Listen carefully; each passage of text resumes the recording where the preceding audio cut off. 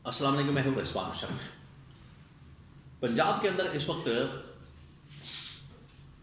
मरियम नवाज के गिर्द घेरा तंग किया जा रहा है और यहाँ पर ना सिर्फ जो स्कैंडल्स हैं वो सामने आ रहे हैं पंजाब गवर्नमेंट के, और उसके लिए जो मुख्तलिफ ऑप्शन हैं वो इस्तेमाल किए जा रहे हैं। टेबल के ऊपर मौजूद है मुख्तलिफ ऑप्शन सिनारियो, जिसमें नैब की जानब से नोटिस, पंजाब असम्बली के अंदर अदम एतमाद, लाहौर हाई कोर्ट के अंदर इनके हवाले से, धांधली के हवाले से भी, और बाकी भी petitions, election commission of Pakistan के अंदर मैं शराफत की जानब से पिटिशन, ये वो तमाम चीज़ें हैं। और ऊपर से ये जो गवर्नर पंजाब चौधरी परवेज इलाही का आना, ये एक बहुत सिग्निफिकेंट डेवलपमेंट है पंजाब के अंदर। और इस्टेब्लिशमेंट ने भी अब अपना हाथ खींच लिया है।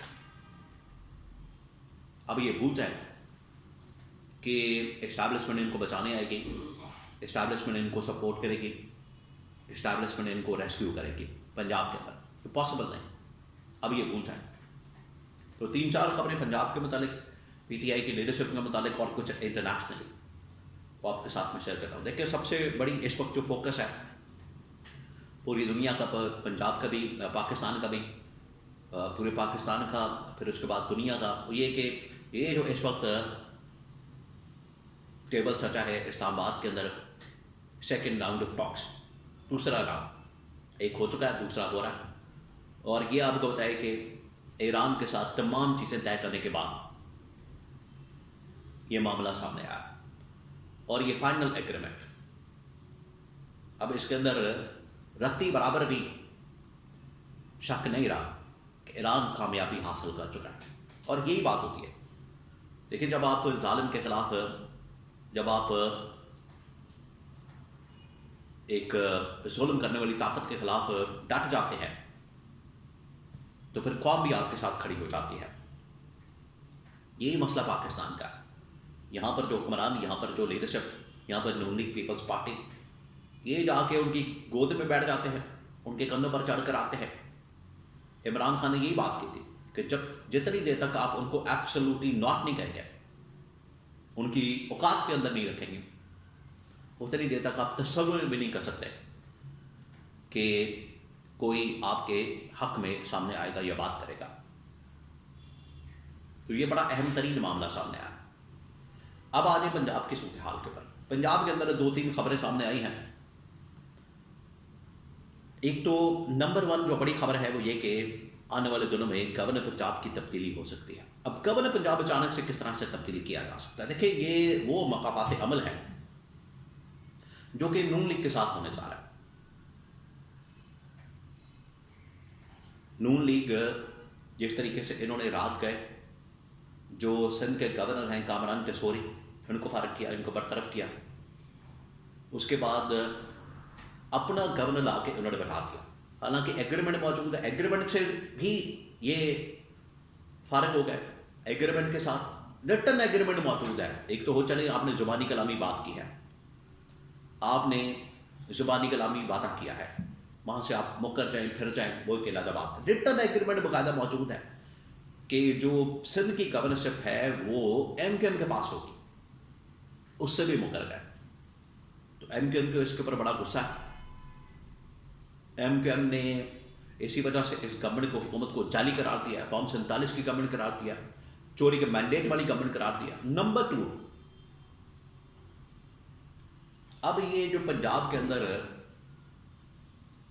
पीपल्स पार्टी का गवर्नर है, वहाँ पर कोशिश हो रही है कि पीपल्स पार्टी की गवर्नर को हटा के अब ये पीपल्स पार्टी अपना फील्डिंग सेट कर रही है। पीपल्स पार्टी को आइडिया हो गया कि इस्टेब्लिशमेंट ने इनको पैगाम दे दिया, ना सिर्फ पीपल्स पार्टी की सदारत खतरे में पड़ गई है, बल्कि इनके पास और जो होते हैं वो भी खतरे में पड़ गए हैं। और जो इनकी कारकर्दगी है सिंध के अंदर वो आपके सामने है, जिसकी वजह से 28वीं तरमीम नागजीर हो चुकी है। हालत यह है, वो सिंध की एक खातून MPMN ने शर्मिला फारूकी, उनसे पूछा गया कि ये सिंध के अंदर आप रहती है तो आप कैसा महसूस होता है। उन्होंने कहा कि ये पूरा पेरिस है, सिंध और कराची पेरिस बन चुका है, तो उनके लिए तो पेरिस ही है। वो तो पब्लिक से पूछा जाए, आवाम से पूछा जाए कि उनकी क्या हालत है। तो ये इन्होंने सिंध का हाल किया और पंजाब का हाल भी आपके सामने है। पंजाब के अंदर कभी बच्चों को एड्स के स्टैंडर्ड्स, कभी चोरी की वारदातें, डकैती की वारदातें, गटर के अंदर गिरने की वाकयात, ये इस तरह की चीज़ें सामने आ रही हैं। और उसके ऊपर क्या किया जाता है, ये मिट्टी डालो प्रोग्राम, ये सारा कुछ हो रहा है। ये नहीं अब चलने वाला, और ये शुरुआत होना शुरू हो गई है। मैं आपको बता दूं, नंबर 1 जो तब्दीली आ रही है बड़ी, वो है इस वक्त ये गवर्नर पंजाब की। सेकंड, जो पंजाब असेंबली के अंदर महज शराफत ने मरियम नवाज के खिलाफ बाकायदा एक बहस खोला है, इसके ऊपर PTI को काम करने की जरूरत है। ये PTI के लिए एक और मौका है, एक और अपॉर्चुनिटी है। ये इनके पास एक बड़ा ही नादिर मौका है। अगर वो इसको इस्तेमाल करते हैं, अगर वो इसको सही मायने में कैश कर लेते हैं, तो ये ऐसे मौके पे बड़े राइट टाइम के ऊपर अपना एहतजाज भी कर सकते हैं, गवर्नमेंट को दबाव में भी ला सकते हैं। और इस्टेब्लिशमेंट की क्योंकि सपोर्ट ख़त्म हो गई है, तो यहाँ से मरियम नवाज को इस्तीफ़ा देने पर मजबूर भी किया जा सकता है। अब ये PTI के पास एक मौका है। पीपल्स पार्टी तैयार हो गई है पंजाब के अंदर तब्दीली के लिए। गवर्नर पंजाब के ज़रिए सलीम हैदर को हटा के, जो अभी गवर्नर पंजाब है, उनकी जगह चौधरी परवेज़ इलाही को ला के, और चौधरी परवेज़ इलाही गवर्नर आ गया तो फिर आपको बताया कि फिर मामला बिगड़ जाएंगे।